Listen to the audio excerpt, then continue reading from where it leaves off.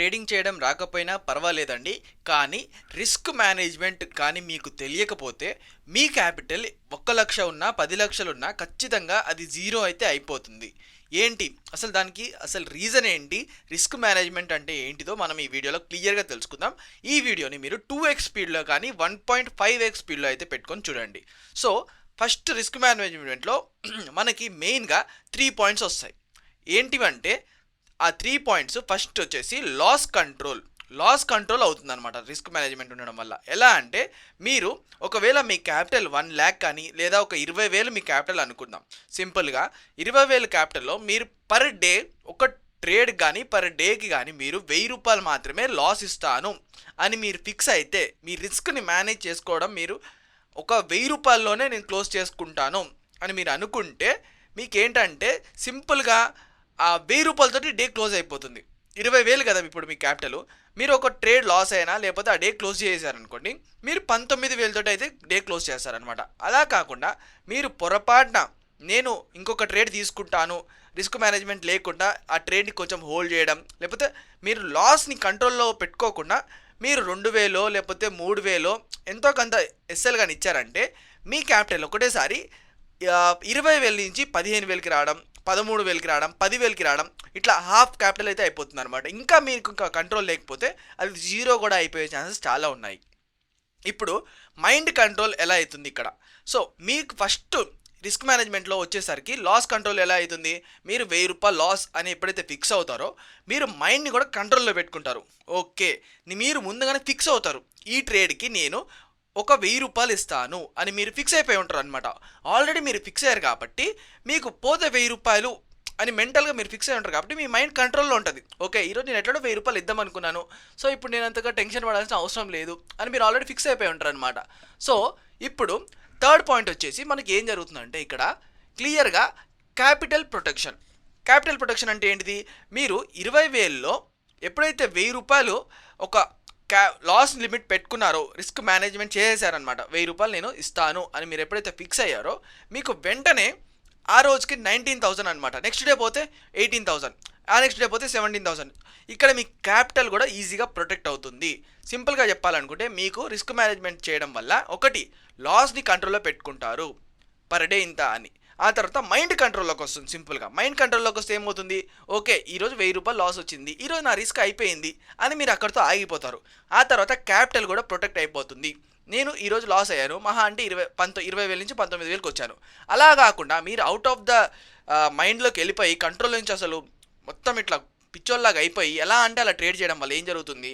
మీరు ఒకటేసారి 5,000 ఇవ్వడం లేదా 10,000 ఇవ్వడం, ఒక్క రోజులోనే హాఫ్ ఆఫ్ ద క్యాపిటల్ అయిపోగొట్టడం, ఒక్కొక్కసారి 15,000 కూడా ఇవ్వడం, మీకే మీరు తెలియకుండా ఒక మృగంలాగా అయితే మారిపోతారనమాట. సో రిస్క్ మేనేజ్మెంట్ చాలా చాలా చాలా ఇంపార్టెంట్ అసలు ట్రేడింగ్లో.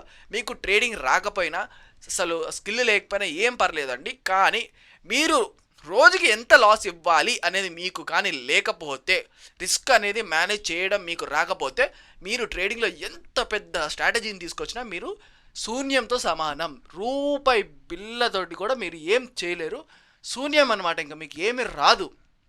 ఓకేనా?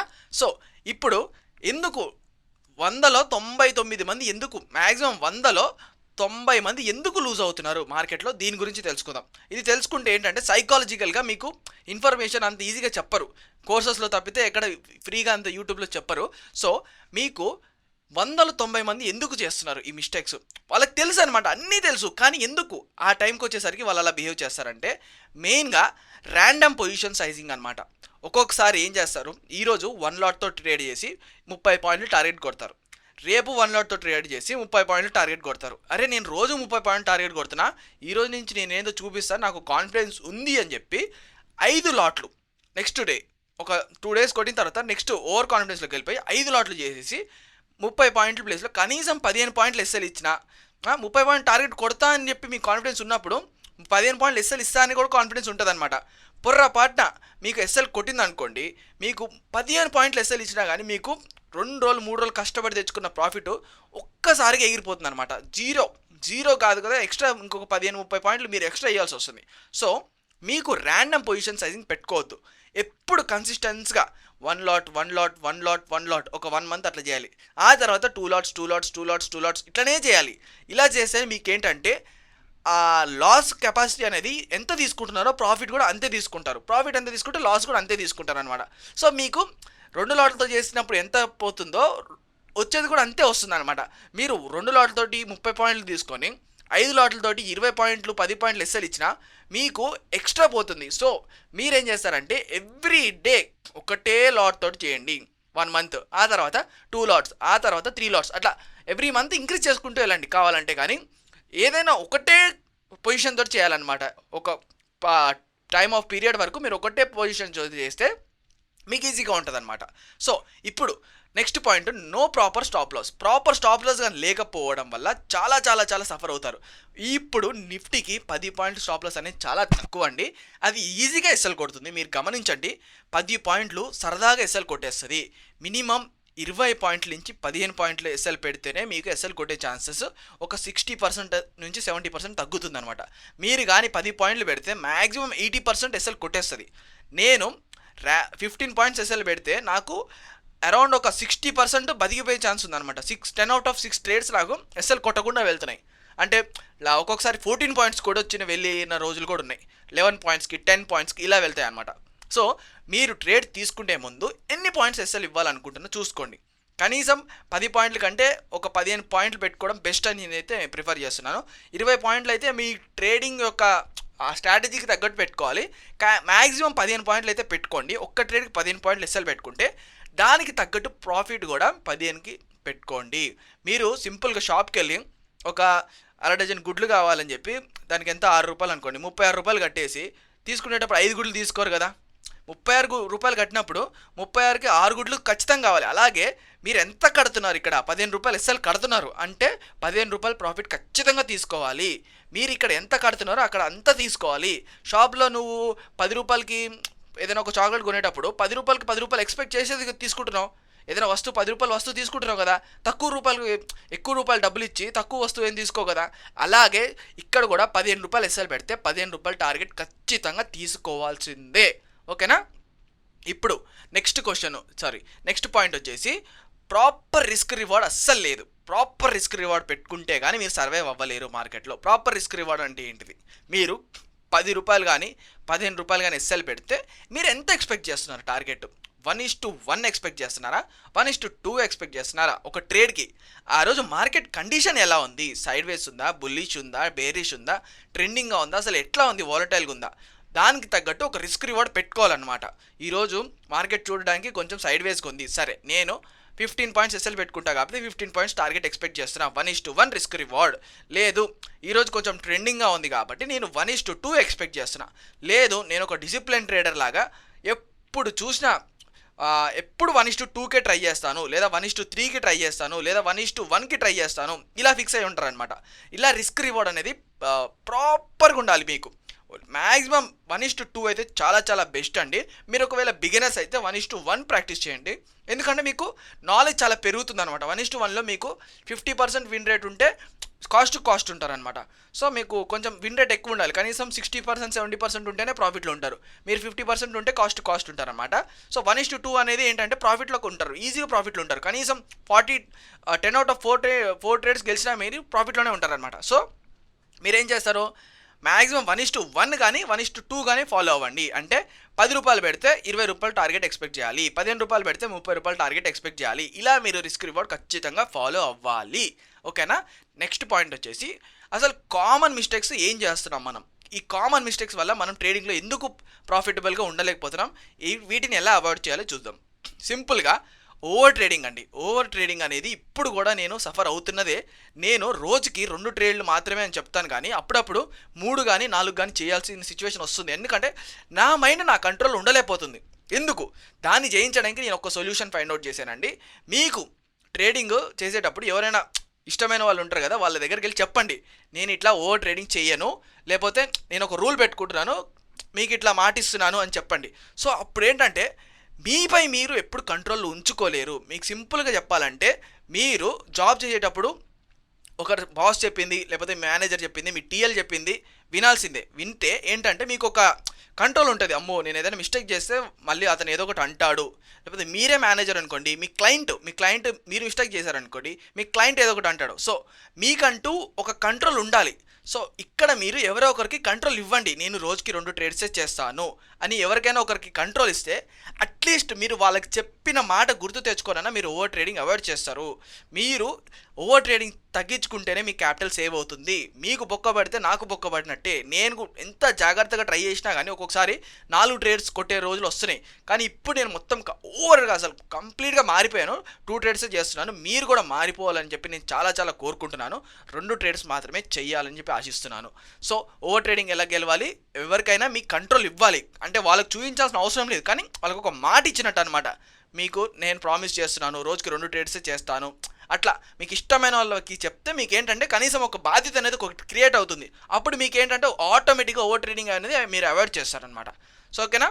నెక్స్ట్, ఓవర్ కాన్ఫిడెన్స్కి అస్సలు వెళ్ళొద్దు.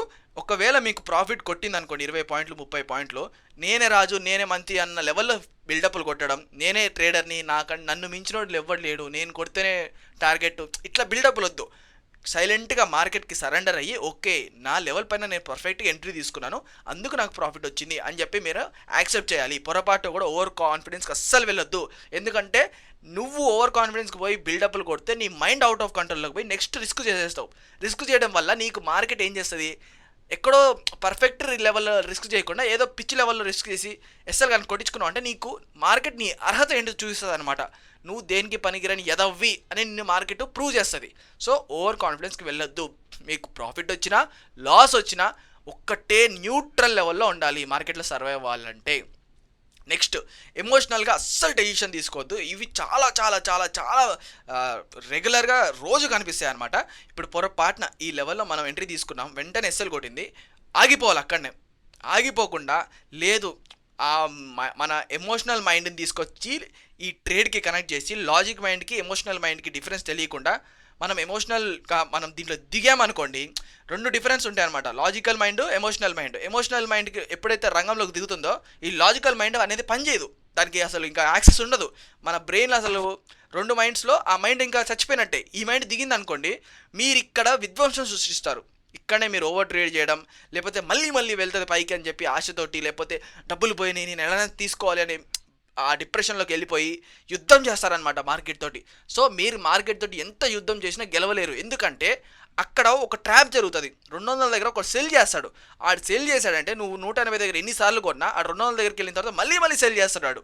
యావరేజ్ సెల్లింగ్ చేస్తూనే ఉంటాడు. సో మీరేంటి 180 దగ్గర నుంచి 200కి వెళ్ళింది, అమ్మ బ్రేక్అవుట్ వస్తుందని చెప్పి 200 దగ్గర కొనడం, అది 200 నుంచి మళ్ళీ 180కి వచ్చి ఎస్ఎల్ కొట్టడం, మళ్ళీ 200 దగ్గరికి వెళ్ళగాలి మళ్ళీ కొనడం, మళ్ళీ 180కి వచ్చి మళ్ళీ పోయి అట్లా ఆ ట్రాన్సాక్షన్స్లో మరి మీరు ఎమోషనల్గా ట్రాప్ అయిపోతారు. సో మీరు ఒక్కసారి మీ రిస్క్ మేనేజ్ చేసుకొని 1000 రూపాయలు ఎస్ఎల్ అయ్యింది ఈరోజు నాకు, లేకపోతే 200 దగ్గర కొన్నాను, నాకు 185 దగ్గర ఎస్ఎల్ కొట్టింది, చలో నేను ఎమోషనల్గా నేను ట్రేడ్ చేయను, లాజికల్గా నాకు ఎస్ఎల్ కొట్టింది నేను పక్కకి వెళ్ళిపోతున్నాను అని మీరు ఎప్పుడైతే ఫిక్స్ అవుతారో మీరు సర్వైవ్ అయిపోయినట్టే.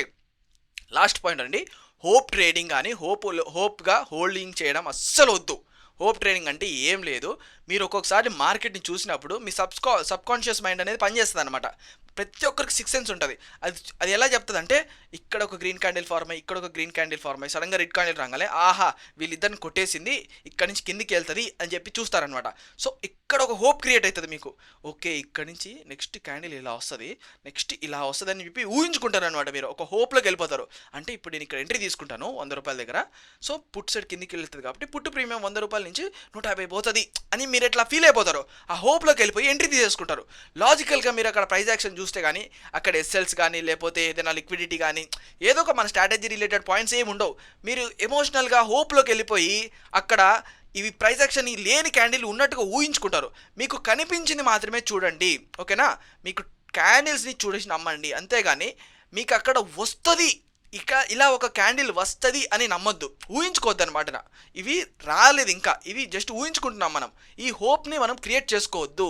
లేకపోతే మీరు ఒక సింపుల్గా ఒక 100 రూపాయల దగ్గర కొన్నారు, మీ ఎస్ఎల్ 80 రూపాయలు అనుకోండి, అది అక్కడికి వచ్చింది, మీరు హోప్లో మళ్ళీ 100కి వస్తుంది అని మీరు ఎట్లా హోల్డ్ చేయడం అస్సలు కరెక్ట్ కాదు. 100 నుంచి 80కి వచ్చిందంటే 80 నుంచి 60కి వెళ్ళదని గ్యారంటీ ఏంటిది? 90% ఖచ్చితంగా వెళ్తుంది. అది 80 నుంచి 60కి. కానీ మీకు తెలియని లాజిక్ ఏంటంటే మీరు అక్కడ వస్తుంది అని చెప్పి హోప్లో ఆగుతారు. అది ఏం చేస్తుంది, వెళ్తుంది 90కి మాత్రమే వెళ్తుంది. 90కి వెళ్ళి మళ్ళీ కిందికి వస్తుంది 70కి. 70 నుంచి మళ్ళీ 80కి వెళ్తుంది. మళ్ళీ 80 నుంచి 60కి వస్తుంది. ఇలా మిమ్మల్ని ఇలా ఇలా ఇలా ఇలా కిందికి తీసుకెళ్తూనే ఉంటుంది. మీరు అలా హోప్లో ఉండిపోయి మీరు ఎంత లాస్ ఇస్తున్నారో కూడా మీ మైండ్కి అయితే తెలియదండి. సో దయచేసి ప్రతి ఒక్క ట్రేడ్కి విలువ ఇవ్వండి. మీ యొక్క క్యాపిటల్ చాలా చాలా ఇంపార్టెంట్. కష్టపడి చెమట ఊడ్చి సంపాదించిన డబ్బులు ఇవి. ఒకరు ఆఫీస్కి పోతారు, ఒకరు కూలీ పనికి పోతారు, ఏదో ఒకటి చేసి సంపాదించిన డబ్బులు. మీరు ఒక 1000 రూపాయలు స్టాప్ లాస్ ఇస్తున్నారంటే ఆ 1000 రూపాయలు మన పర్ డే శాలరీతో సమానం. సో దయచేసి ప్రతి ఒక్క ట్రేడ్ని జాగ్రత్తగా తీసుకోవాలని కోరుకుంటున్నాను. ఈ పాయింట్స్ మీకు ఒకవేళ తెలియకపోయింటే నోట్ డౌన్ చేసుకొని వాటిని రివైజ్ చేసుకొని మీరు మార్కెట్లో ఇంప్లిమెంట్ చేస్తారని చెప్పి నేను కోరుకుంటున్నాను. థ్యాంక్ యూ అండి. నెక్స్ట్ వీడియోలో కలుద్దాం. జై హింద్.